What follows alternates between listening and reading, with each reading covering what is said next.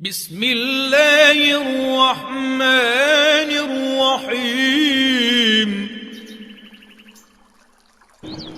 اللہ کے نام سے شروع جو نہایت مہربان رحم والا۔ ظلم یہیں پر سے ہو کہتے ہیں۔ اب یہاں پر کیا ہے، ناراض نہ ہو تو میں عرض کر دوں، انہوں نے یہ نہیں کہا کہ اللہ ان کو تباہ کر دے، مفسرین فرماتے ہیں کہ یہ مستدرک حاکم کی روایت ہے کہ یہ آیت نازل ہوئی ہے حضرت صہیب رومی رضی اللہ تعالی عنہ کے بارے میں۔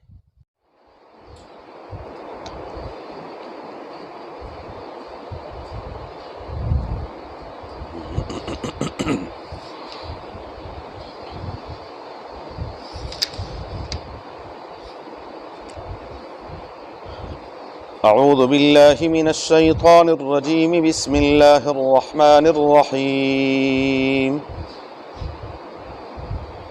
ومن الناس من یشری نفسه ابتغاء مرضات اللہ واللہ رؤوف بالعباد۔ يا أيها الذين آمنوا ادخلوا في السلم كافة ولا تتبعوا خطوات الشيطان إنه لكم عدو مبين۔ ومن الناس من يشري نفسہ ابتغاء مرضات اللہ، لوگوں میں سے ایک شخص وہ بھی ہے جس نے اپنے آپ کو خریدا محض اللہ تبارک و تعالی کی رضا کے لیے۔ واللہ رؤوف بالعباد، اور اللہ تعالی مہربانی فرمانے والے ہیں اپنے بندوں پر۔ یا ایھا الذین آمنوا، اے ایمان والو، ادخلوا فی السلم کافہ، پورے کے پورے اسلام میں داخل ہو جاؤ۔ ولا تتبعوا خطوات الشیطان، اور شیطان کے قدموں کے پیچھے مت چلو۔ انہ لکم عدو مبین، بے شک وہ تمہارا کھلا دشمن ہے۔ اللہ ہم سب کو محفوظ فرمائے۔ ومن الناس من یشری نفسہ ابتغاء مرضات اللہ، سورہ بقرہ کی آیت نمبر 207 اور 208 ہیں۔ گزشتہ آیات میں اللہ تبارک و تعالیٰ نے منافقین کی خصلتوں کا ذکر کیا کہ منافق کیا کرتے ہیں۔ اب وحدہ لا شریک نے ان کے مقابلے میں مخلصین کا ذکر کیا ہے۔ پہلی آیت میں اللہ تعالیٰ نے اخلاص والے، اور یہ قرآن کریم کا اسلوب بیان ہے کہ اچھا اور برا، ترغیب اور ترہیب، جنت اور جہنم، یہ دونوں ساتھ ساتھ چلتے ہیں، اور یہی ایمان ہے۔ الایمان بین الخوف والرجاء، ایمان یہی ہے کہ ڈر بھی خوب ہو اور امید بھی خوب ہو۔ الیأس کفر، نا امیدی کفر ہے، اور اتنا جری ہونا کہ غفور الرحیم ہے جی، وہ بڑا ہی مہربان ہے، اس سے بڑی مہربان ذات کون ہو، اس میں کوئی شک نہیں ہے کہ وہ مہربان ہے۔ ہمارے اساتذہ مثال دیا کرتے تھے، ایک شخص شام کو شراب کے گلاس بھر کر ٹیبل پر رکھ کر بیوی سے پوچھتا، بیوی بتا اللہ تعالیٰ غفور الرحیم ہے کہ نہیں ہے؟ وہ کہتی ہاں بے شک غفور الرحیم ہے۔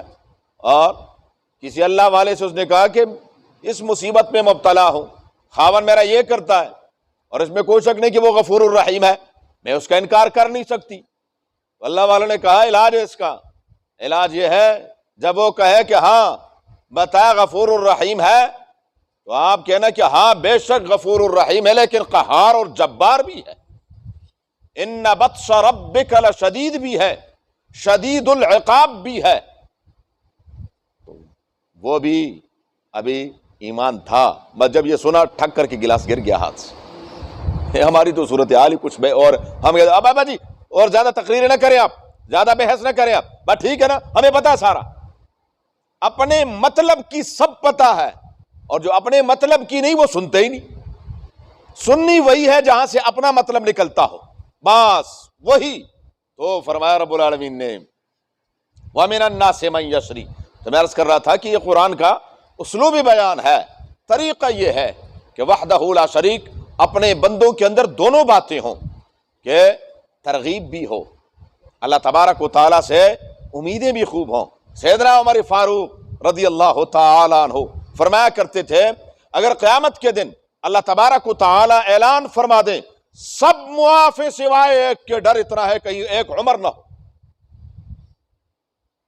اور فرماتے تھے کہ اگر اللہ تعالیٰ قیامت کے دن فرما دیں کہ کسی کو معافی نہیں سوائے ایک کے، امید ہے کہ شاید میں، امید بھی ہے اور ڈر بھی ہے، خوب ڈر ہو اور خوب امید ہو، اللہ سے کبھی نا امید نہیں ہونا چاہیے۔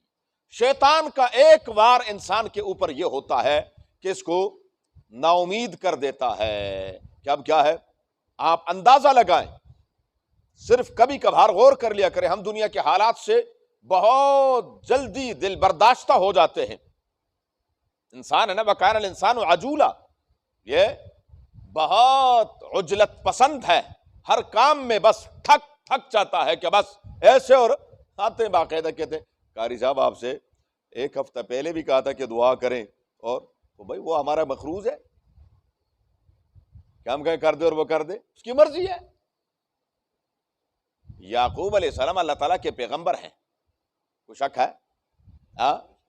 پیغمبر ہیں۔ یوسف علیہ السلام بچپن میں بچھڑے، اور ملاقات کب ہوئی کہ بینائی بھی چلی گئی۔ یہ رب کے سامنے کتنے روئے ہوں گے، اب اندازہ لگائیں کتنے روئے ہوں گے کہ کہاں وہ بچپن، اور پھر وہاں سے مصر، اور پھر مصر سے پھر جیل، اور جیل سے پھر وہ آتے ہیں اور اللہ تعالیٰ ان کو حکومت عطا فرماتے ہیں، وزارت ملتی ہے، اور پھر کیا کیا کچھ۔ لیکن وہ جب آخر میں بنیامین بھی مصر میں رہ گئے، یہودا بھی رہ گئے، اب یہاں پھر کیا کہتے ہیں وَتَوَلَّى عَنْهُمْ وَقَالَ يَا أَسَفَا عَلَى يُوسُف وَابْيَضَّتْ عَيْنَاهُ مِنَ الْحُزْنِ فَهُوَ كَظِيمٌ۔ بینائی چلی گئی ہے، لیکن اللہ تعالیٰ سے کیا ہے، نا امید نہیں ہے۔ بچوں نے جب کچھ باتیں کی، انہوں نے کہا لا تیأسوا من روح اللہ یا بنی یذهبوا فتحسسوا من یوسف، پھر بھی شروع یوسف سے کرتے ہیں۔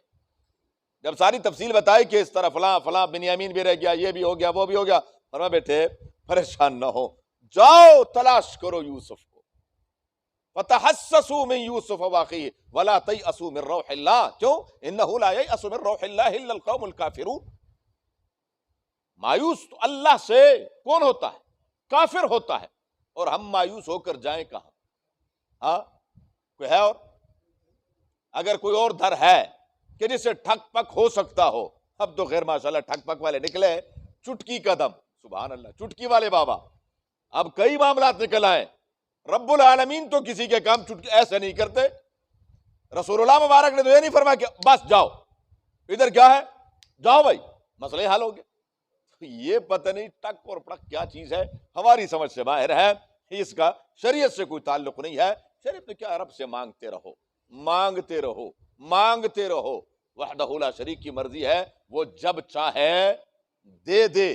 بہرحال تو میں عرض کر رہا تھا کہ دونوں باتیں ہوں، پہلے منافقین کا ذکر تھا، اب مخلصین کا ذکر ہے کہ مخلص کون، کیسے مخلص؟ وَمِنَ النَّاسِ، لوگوں میں سے، لیکن یہ سب نہیں ہے، کوئی کوئی ہے، من یشری نفسہ ابتغاء مرضات اللہ۔ شراء کا لفظ عربی میں دونوں کے لیے استعمال ہوتا ہے، بیچنے کے لیے بھی اور خریدنے کے لیے بھی، بمعنی بیچنا بھی ہے، بیع کے معنی میں بھی ہے، اور خریداری کے معنی میں بھی ہے۔ مفسرین فرماتے ہیں کہ یہ مستدرک حاکم کی روایت ہے کہ یہ آیت نازل ہوئی ہے حضرت صہیب رومی رضی اللہ تعالی عنہ کے بارے میں۔ حضرت صہیب رومی رضی اللہ تعالیٰ عنہ کے بارے میں آتا ہے، یہ جب مکہ مکرمہ سے ہجرت فرمانے لگے تو مشرکین مکہ نے راستہ روک دیا، جاؤ گے کہاں، کیسے جاؤ گے؟ کیا حالات تھے، کہ ایک بندہ گھر بار چھوڑ کر جانا چاہتے کہ نہیں آپ نہیں جا سکتے، کیوں جاؤ، ہمارے ظلم یہیں پر سے ہو. کہتے ہیں اب یہاں پر کیا ہے، ناراض نہ ہو تو میں عرض کر دوں، انہوں نے یہ نہیں کہا کہ اللہ ان کو تباہ کر دے، برباد کر دے. بات میں آ رہی ہے، ترکش سے تیر نکالے، انہوں نے کہا جاؤ. او قریش یاد رکھنا، تمہیں پتا ہے کہ میں الحمدللہ ایک ماہر تیر انداز ہوں، اور یہ میرے پاس تھیلا بھرا ہوا ہے، اور اگر یہ ختم ہو جائیں گے، ایک بھی تیر میرے پاس ہوگا تو میرے قریب بھی نہیں پھٹک سکتے، اور اگر یہ ختم ہو گئے تو یہ تلوار یہ بھی میرے پاس ہے، جب تک میری تلوار چلتی رہے گی میں تمہارے کترے کر دوں، تو میرے قریب نہیں آ سکتے ہو.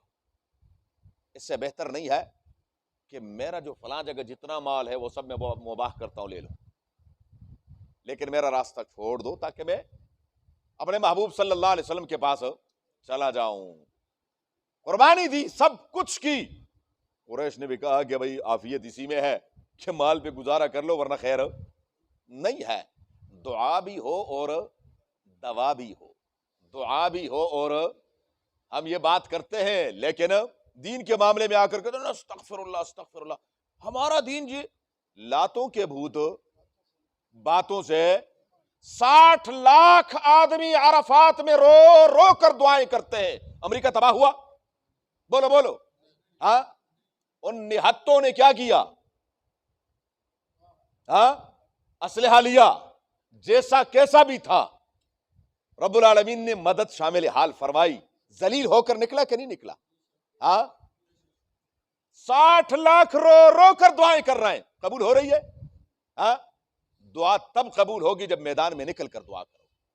اگر آپ کہیں کہ جی ہم نے تو جا کر دعا کرنی ہے ملتزم پر، بے شک الحمدللہ میں مانتا ہوں، میں ملتزم کا منکر نہیں ہوں، لیکن اللہ کی عادت یہ نہیں ہے، طریقہ عادت اللہ اس پر جاری نہیں ہے کہ پروردگار، ورنہ تو رسول اللہ مبارک بدر میں فرما دیتے کہ چلو مسجد نبوی میں جا کر 2 صلاۃ حاجت پڑھتے ہیں اور یا اللہ ان مشرکین کو پلٹ دے، ان کو تباہ کر دے. کیا فرمایا؟ آؤ صف بندی کرو. اب ساری رات روتے رہے حضور. سیدنا علی المرتضیٰ فرماتے ہیں اس رات میں کوئی صحابی نہیں تھا جس کی کمر زمین پر نہ لگی ہو سوائے نبی کریم صلی اللہ علیہ وسلم کے، جو ساری رات یہاں تک رو کہ حضرت ابوبکر صدیق کو پیار آیا، برداشت نہ ہوا، چادر گر گئی کملی. فرمایا حضور بس کر دے. فرمایا ابوبکر چھوڑ دے مجھے، یہ میری 13 سال کی محنت ہے. اور عرض کیا پروردگار اگر یہ آج یہ جو میری محنت ہے یہ ہلاک ہو گئے، روئے زمین پر تیرا نام لینے والا کوئی نہیں ہوگا. رب کی مدد آئی کہ نہیں آئی؟ ہاں، مدد آئی کہ نہیں آئی؟ آئی، مدد آئی، لیکن ایسے نہیں آتی کہ ہم کیا کریں، یا اللہ ان کو تباہ کر دے. اس سے نہیں ہونا. ادھر دعا کریں، ادھر دوا بھی ساتھ ساتھ کریں تو پھر مدد آئے گی. ایسے مدد تو فرمایا وَمِنَ النَّاسِ مَن يَشْرِي نَفْسَهُ ابْتِغَاءَ مَرْضَاتِ اللَّهِ. لوگوں میں سے ایسے مخلص بھی ہیں جو اپنے تن من دھن جان مال ہر چیز کی قربانی لگا دیتے ہیں، ہر چیز کو قربان کر دیتے ہیں. کس کے لیے؟ اللہ کی رضا کی خاطر، صرف ابتغاء مرضات اللہ، جس کی گواہی رب دے دے. اور ایسے بدبخت بھی ہیں جو ان پر بھونکتے ہیں، اللہ جن کے اخلاص کی گواہی پروردگار عالم دیتے ہیں. فرمایا واللہ رؤوف بالعباد. اور اللہ تبارک و تعالی اپنے بندوں پر بہت ہی شفیق ہیں، رحمت اور مہربانی فرمانے والے ہیں. یہ جو ایسا سچا ایمان، ایسا اخلاص والا ایمان نصیب فرمائے بھی اس کی مہربانی اور کرم نوازی ہے. یا ایھا الذین آمنوا ادخلوا فی السلم کافہ. اس آیت میں ذرا تفصیل ہے، انشاءاللہ زندگی رہی تو اس پر اللہم صلی اللہ علیہ وسلم کما صلیت علی ابراہیم وعلی آل ابراہیم انک حمید مجید. اللہم بارک علی محمد وعلی آل محمد کما بارکت علی ابراہیم وعلی آل ابراہیم انک حمید مجید. اللہم ارحمنا بالقرآن العظیم، اللہم ارحمنا بالقرآن العظیم، اللہم ارحمنا بالقرآن العظیم واجعلہ لنا اماما ونورا وہدا ورحمتا یا رب العالمین. اللہم ذکرنا منہ ما نسینا وعلمنا منہ ما جہلنا وارزقنا تلاوتہ آناء اللیل واطراف النہار واجعله لنا حجة يا رب العالمين. اللهم نور قلوبنا بالقرآن وزين أخلاقنا بالقرآن ونجنا من النار بالقرآن وأدخلنا الجنة بالقرآن. اللهم حصل مرادنا ويسر أمورنا، اللهم حصل مرادنا ويسر أمورنا، اللهم حصل مرادنا ويسر أمورنا بجاه حبيبك المصطفى ونبيك المرتضى صلى الله عليه وآله وأصحابه أجمعين برحمتك يا أرحم الراحمين. جزاكم الله.